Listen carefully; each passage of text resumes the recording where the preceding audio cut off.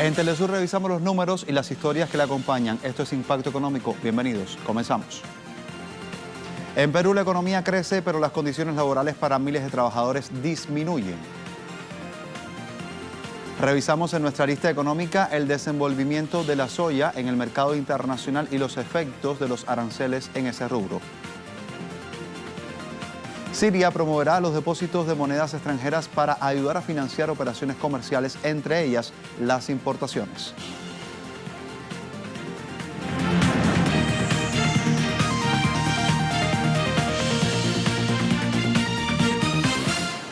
Comenzamos y hablamos de Perú. La economía crece, pero las condiciones laborales para miles de trabajadores disminuyen, así como lo escucha. Le contamos entonces a cuánto ha llegado el índice de informalidad en ese país durante la primera mitad del presente año 2018.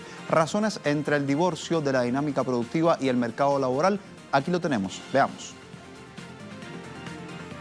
Uno de los grandes problemas de la economía del país suramericano se acrecentó este año, tras darse un aumento de la informalidad laboral en 5,1%. Con esta suba, las personas que trabajan en condiciones precarias alcanzan el 73% de la fuerza laboral del país, es decir, 12,2 millones de personas.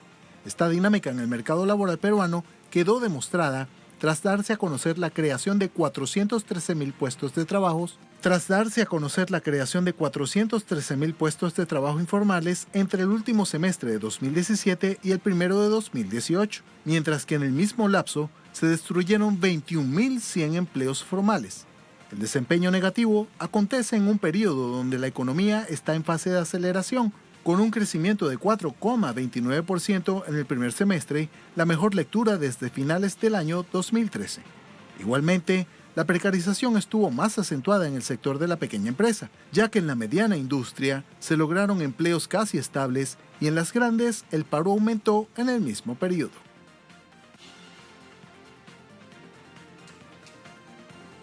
Hablamos ahora de la guerra comercial propiciada por el gobierno de la Casa Blanca, que causa estragos no solo en Europa y en Asia, particularmente en China. Esta vez los efectos salpican la economía del continente latinoamericano. En específico, revisamos qué sucede en Chile. El precio del cobre, uno de los principales productos de exportación chileno, continuó su caída libre en la Bolsa de Londres y se cotizó, escuche bien, en $2.65 cada libra. Los acuerdos, hay muchos analistas que están o no de acuerdo en torno a este particular sobre el desplome de los precios del metal. Es producto de consecuencias de la guerra comercial, así lo han dicho muchos, que ha sido desatada por el presidente estadounidense Donald Trump, en especial contra el continente asiático y China en particular. Y es que el gigante asiático es el mayor comprador de cobre chileno y ha ralentizado su crecimiento por la pugna que sostiene con la actual administración de Washington. Desde el Ministerio de Hacienda chileno se asegura que el país está en buenas condiciones para poder resistir este periodo, mientras que la directiva de la producción y del comercio se califica como de muy mala esta noticia, porque va en la baja en torno al cobre y lamentan también que el aparato económico tenga una alta dependencia en el valor internacional de este recurso mineral.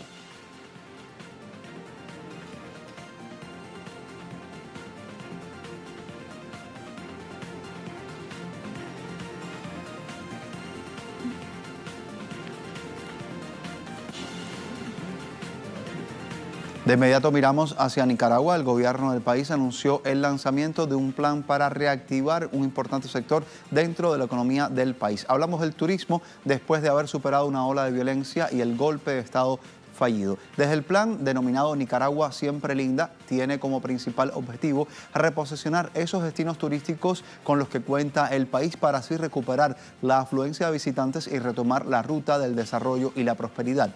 El mismo se iniciará con la implementación a partir del presente mes que estamos viviendo de agosto y será implementado hasta enero de 2019. También habrá 5 ejes de trabajo que involucran la Policía Nacional, los gobiernos locales, los dueños de negocios y las familias en sentido general. Igualmente está diseñado en diferentes idiomas y formatos que incluyen redes sociales, centros comerciales y salas de cine. A nivel internacional promocionarán el potente potencial turístico que tiene Nicaragua en 11 ferias, además de una campaña para latinoamericanos y norteamericanos, así como misiones, es decir, caravanas en Centroamérica y Europa de manera conjunta con el sector privado. Así avanza Nicaragua con este programa, este plan turístico que se denomina Nicaragua Siempre Linda.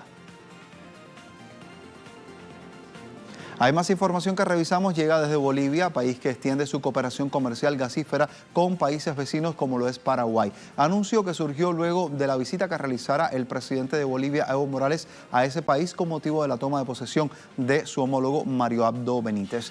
El Ministerio de Hidrocarburos de Bolivia informó que el ducto unirá el Chaco boliviano y paraguayo.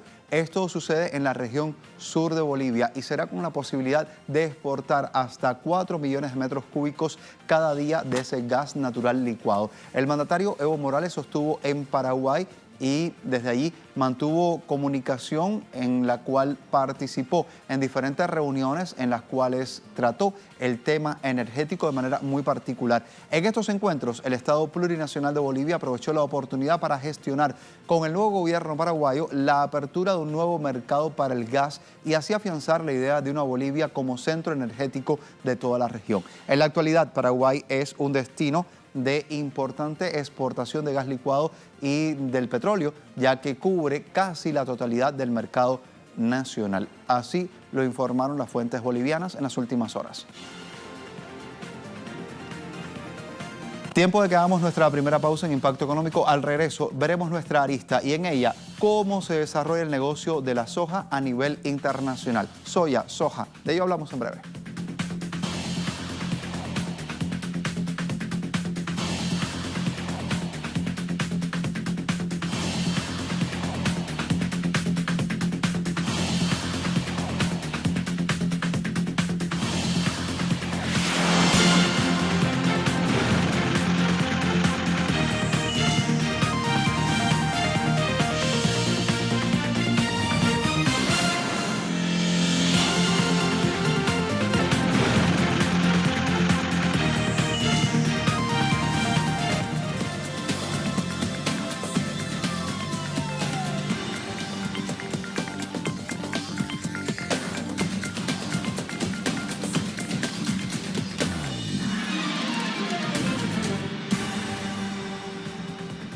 Las imágenes avanzan que hablaremos de la soya, también conocida como soja, y así la nombraremos al día de hoy. Se ha vuelto la gallina a los huevos de oro en países como Paraguay y Argentina. Actualmente se encuentra en su precio más bajo desde este año 2008 y hay que ver el por qué, qué está sucediendo, cuáles son los factores que se mueven y logran este resultado. Se lo explicamos en nuestro espacio de análisis que ya se inicia. Esta es nuestra arista económica. La soja se ha vuelto protagonista de la agricultura. Datos de la FAO afirman que entre los años 2000 y 2016, la producción mundial se incrementó un 107% al pasar de 161 a 334 millones de toneladas. Según sus evaluaciones, un 24,3% del alza se explica por el crecimiento del cultivo en Estados Unidos, principal productor mundial, mientras que el restante 62,4% se debe a la expansión en 3 países de la región: Argentina, Brasil y Paraguay. La participación de la soja y sus derivados en las exportaciones totales de estos países se ha vuelto muy relevante, 20, 10 y 40% respectivamente. En este escenario, China juega un rol fundamental. Según información suministrada por el CELAC, las importaciones de la oleaginosa por parte del gigante asiático han crecido de manera constante durante las últimas décadas, impulsadas por el crecimiento poblacional, el proceso de urbanización y el aumento de los ingresos reales de la población. Dichas importaciones acumulaban 60 millones de toneladas al mes de mayo, desde octubre de 2017, prácticamente el mismo volumen que en similar periodo del ciclo previo, 59 millones. CELAC agrega que el aumento de los estándares de vida generó un fuerte incremento en el consumo de carnes, que creó una gran demanda de soja como alimento animal principalmente. En la actualidad, las importaciones de soja se proyectan a la baja. Muchos lo atribuyen a los aranceles de 25% impuestos por China a la soja estadounidense como respuesta a los establecidos por la administración Trump a diversos productos chinos. El pronóstico del Departamento de Agricultura de Estados Unidos apunta que esta medida generará una caída de la demanda de 9 millones de toneladas en relación a los pronósticos previos, un escenario bajista que a su vez conlleva a la reducción de la demanda de la oleaginosa por motivos especulativos. Los precios de julio se ubicaron en un 12,7% menos respecto de un año atrás y un 9,5% desde principios de año. Al respecto, CELAC afirma que detrás de esta baja del precio de la soja está la menor demanda de importación china tras el arancel, la mayor oferta estadounidense esperada para la próxima campaña y la menor demanda especulativa en un contexto donde se avisora una baja de precios. Ahora bien, la pregunta es cómo impacta esta realidad a Argentina, a Brasil y también a Paraguay, donde la soja figura como un producto estrella de exportación. Aquí lo revisamos. La tensión comercial que se ha dado en las dos economías más grandes del mundo sigue presionando las cotizaciones en el mercado de Chicago, mientras que los precios en Brasil y Argentina encuentran soporte frente a un eventual reacomodo en el flujo de la mercadería. Un tercio de las importaciones chinas provienen de Estados Unidos, por lo que podría producirse un desplazamiento de esta demanda a América Latina. Usualmente, los precios de la soja fijados en la bolsa de Chicago tienden a regir tanto para Estados Unidos como para Brasil y Argentina. Pero una vez conocido el anuncio del arancel chino, los precios a los que vende cada país han comenzado a variar. Según los datos que han sido presentados por el Departamento de Agricultura de Estados Unidos, en junio los precios de la soja estadounidense se ubicaron en $365, mientras que los de la soja brasileña y argentina lo hicieron en 386 y 382 de manera respectiva. Los precios que perciben los productores estadounidenses decayeron, escuche bien, un 18% desde mayo a julio, más de lo que hicieron el resto de los países. Hay quienes aseguran que con esta situación los productores americanos podrían entrar en quiebra generalizada, pues con estos precios no es suficiente para compensar sus costos de producción, aun cuando Trump haya anunciado que otorgaría subsidios a sus productores para compensar la caída de los precios en el mercado internacional.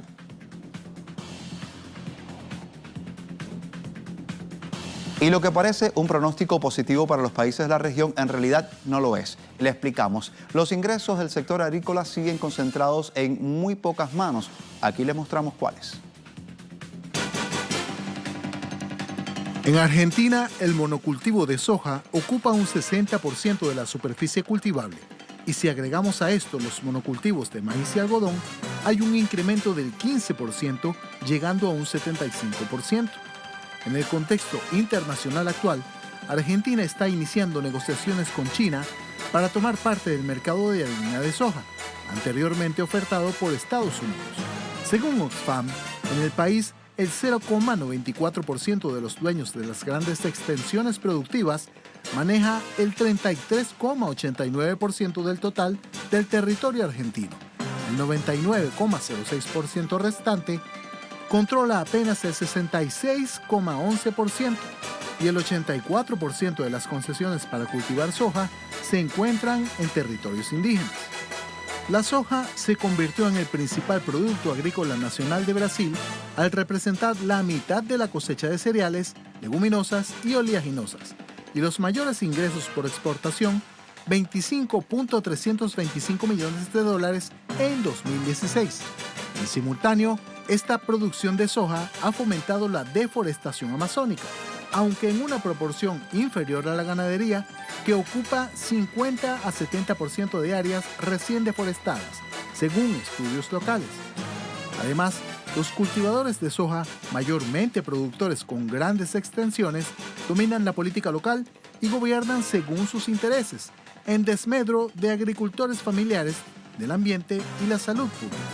En Paraguay, si bien se trata de una actividad económica con participación en el 40% del PIB paraguayo, los ingresos obtenidos se encuentran tan fuertemente concentrados que a su vez, en lugar de generar mayor provecho para la economía local, solo han impulsado el auge financiero e inmobiliario del país. El 80% del suelo cultivable de Paraguay está sembrado de soja. El 71,3% de esos mismos terrenos están controlados por el 1% de los terratenientes del país, según el informe Desterrados, Tierra, Poder y Desigualdad en América Latina de Oxfam, así como ha sido expuesto en los propios censos agrícolas y con reiteradas denuncias de parte de las centrales campesinas paraguayas. En el país se trata de un negocio provechoso para la agricultura empresarial, beneficiada por toda clase de incentivos, exenciones fiscales y la carencia de controles sobre la normativa ambiental y laboral, pero que no genera ningún beneficio a los que trabajan la tierra con sus manos. No es rentable para la economía nacional, pero sí para los bolsillos privados que acumulan el gran negocio de la soja.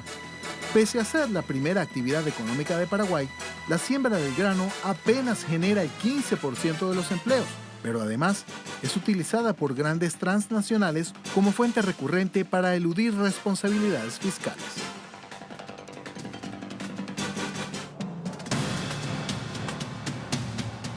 Tiempo de hacer una pausa en Impacto Económico. Al regreso revisaremos cómo se está moviendo la economía en Siria y cómo están haciendo un llamado al depósito en monedas extranjeras para ayudar así a financiar operaciones comerciales. Les contaremos en qué consiste todo, será a la vuelta de la pausa.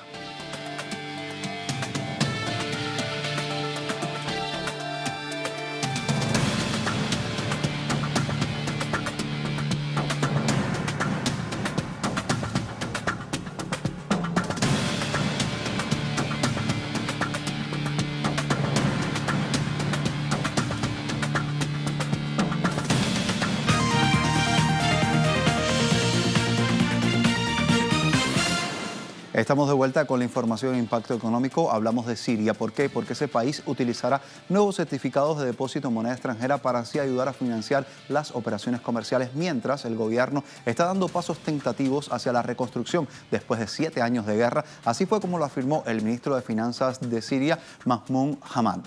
Las autoridades de Damasco permitieron que el Banco Central del país comenzara durante este mes a emitir esos certificados para que los ciudadanos que tengan monedas extranjeras puedan depositarlas y recibir intereses. El ministro de Finanzas de Siria ha informado que esta medida ayudará a la principal entidad financiera del país a financiar operaciones de líneas de crédito extranjeras y de importaciones. Asimismo, dijo que la actividad económica se había recuperado de manera significativa desde el año 2015, pero que no dio una cifra sobre este aumento de manera actual.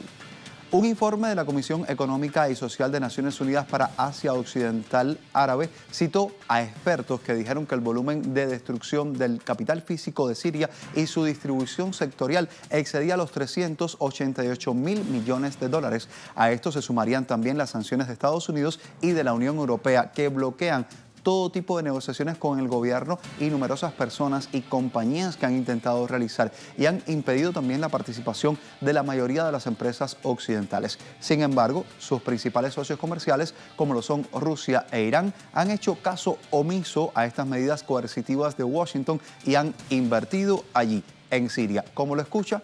Así sucedió, así se lo contamos, pero tenemos mucho más que queremos que escuche.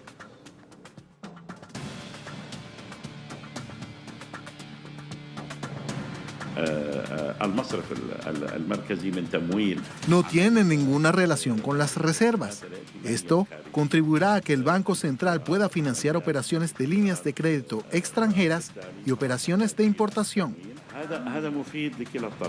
Esto es útil para ambas partes.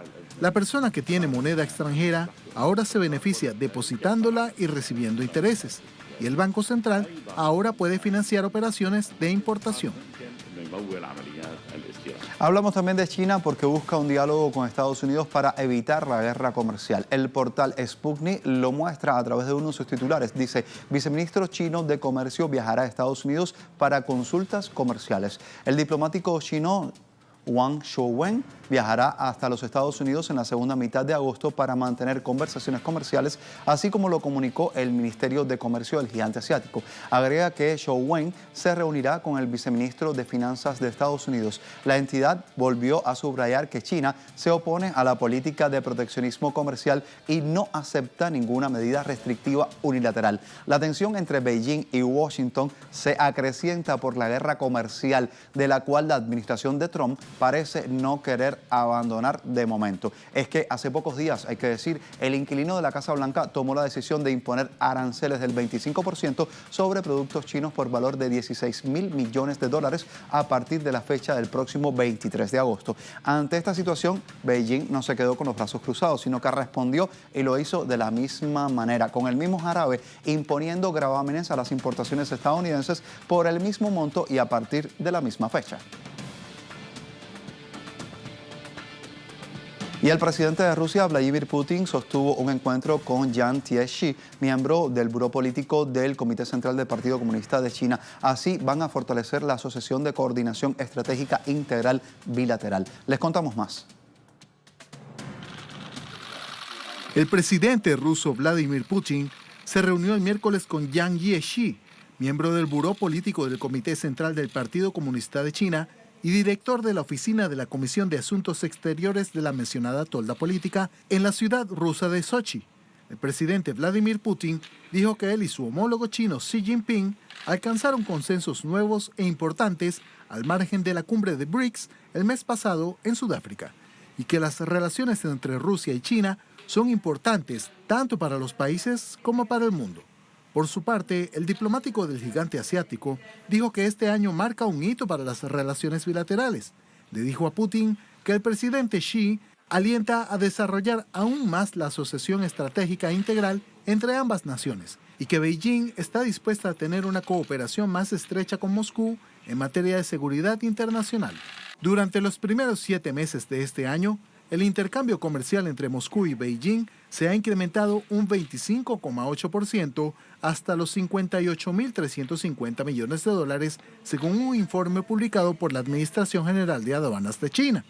Asimismo, el volumen de las exportaciones de China a Rusia para este periodo ha aumentado un 16,6%, alcanzando los 26.900 millones de dólares, mientras que la importación de bienes y servicios rusos ha crecido un 34,9% hasta los 31.450 millones de dólares. Y hay más noticias que compartimos con ustedes a esta hora desde Impacto Económico. Hay un yacimiento de petróleo y gas natural que fue descubierto en aguas territoriales de Noruega, en el Mar del Norte, hallazgo que fue confirmado por la Dirección de Petróleo de ese país nórdico. Un hallazgo realizado por la empresa española Repsol y sus socios Equinor, la antigua Statoil. Estamos hablando también de Neptune y OMV. El pozo de exploración fue perforado a unos 10 kilómetros al sureste del campo de Gudrun, a unos 225 kilómetros al oeste de la ciudad noruega de Stavanger. Estimaciones preliminares apuntan que el yacimiento podría contar con hasta 2 millones de metros cúbicos equivalentes de petróleo. Según la Dirección de Petróleo de Noruega, Repsol cuenta con una participación del 15% en el campo de Gudrun y es operador de Equinor Energy, que posee un 36%. El resto de los socios son Neptune Energy, estamos hablando de un 25%, y también de la compañía austríaca OMV, que tiene también un 24%. Importante decir, actualmente, ¿qué sucede con la petrolera española? Produce unos 28.000 barriles equivalentes de petróleo cada día en el país nórdico y sus reservas rondan actualmente los 53 millones de barriles de petróleo en equivalencia.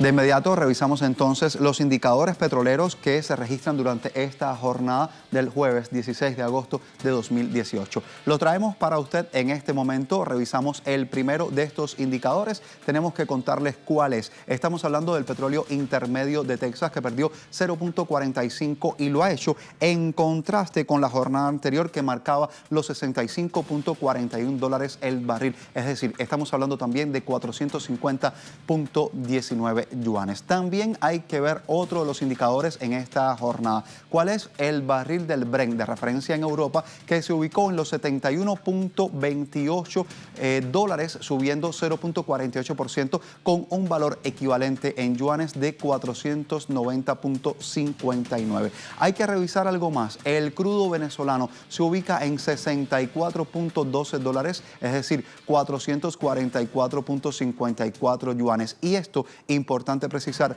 es el valor de un petro, la criptomoneda creada por el gobierno del país suramericano. Es esta la realidad que se vive desde el panorama económico, desde el punto de vista petrolero. Así hemos llegado al final de nuestra revisión de las noticias más relevantes en materia económica. Usted se queda con Telesur, siempre hay mucho más para compartir con ustedes. Será hasta la próxima.